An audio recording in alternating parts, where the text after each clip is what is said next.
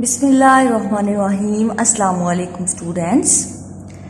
6th class, आज हम जिस टॉपिक पे बात करेंगे वो है 7.2 और पेज नंबर जो है वो है 18।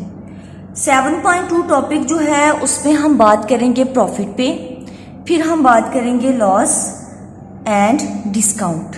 जी, इन तीनों जो हमारे पास यहाँ पे क्वांटिटीज हैं इन पे हम बात करेंगे जो इस टॉपिक पे सबसे पहले। लेकिन इनका जो है मैं आप लोगों को यहाँ से ये तीनों जो है जो समरी है हमारे पास पेज नंबर आ जाए, इनकी डेफिनेशंस और फार्मूलाज जी वहाँ मौजूद हैं, वहाँ पे आ जाएं। पेज नंबर है 84। जी, सबसे पहले हम जो करेंगे वो जिस पे बात करेंगे इस टॉपिक पे वो है प्रॉफिट। कि प्रॉफिट है क्या। जी बच्चे, प्रॉफिट जो है इसकी डेफिनेशन इसका देखें, समरी से देखें इसका थर्ड पॉइंट। मैंने समरी इसलिए यहाँ से करवा रही हूँ क्योंकि यहाँ पे इजी भी है और आपको ढूंढने में भी कोई मुश्किल नहीं होगी, आप यहाँ से तैयार कर सकते हैं और तीनों ही डेफिनेशन आपको यहाँ पे मिल जाएंगी। जी, सबसे पहले जो है वो है प्रॉफिट। जी, प्रॉफिट के लिए जो डेफिनेशन है वो ये है, कहते हैं if selling price is greater than cost price then it is called profit. जी, कहते हैं जब सेलिंग प्राइस जो है वो बढ़ जाए देन कॉस्ट प्राइस से।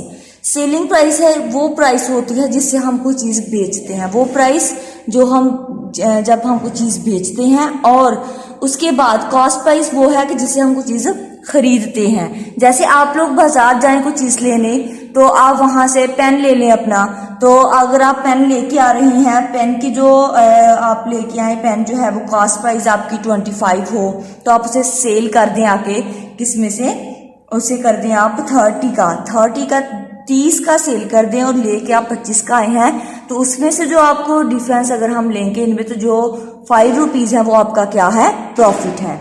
जी, इसके लिए जो फॉर्मूला यूज करेंगे वो है profit is equal to sale price minus cost price.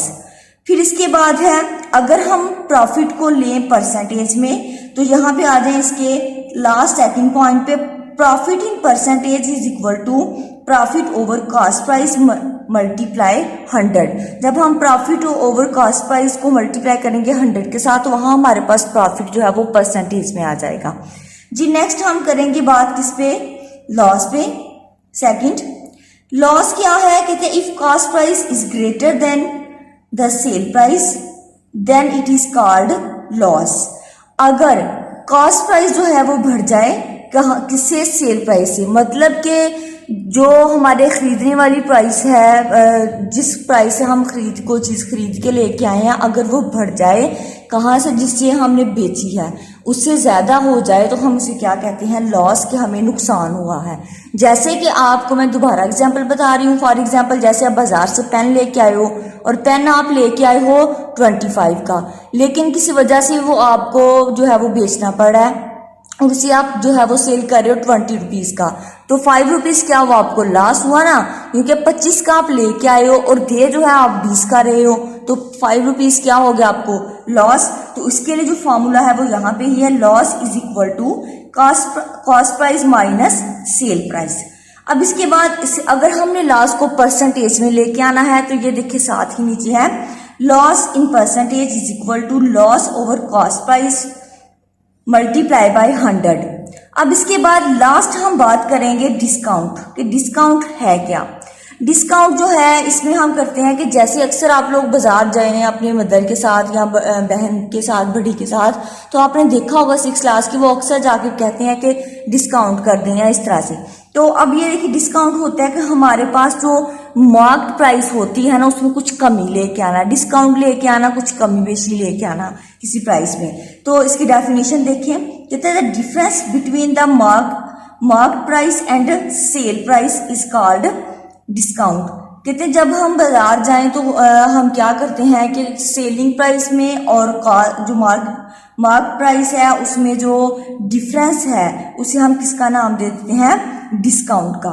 जी, इसके लिए फॉर्मूला जो है वो ये है, mark price minus sale price is equal to discount.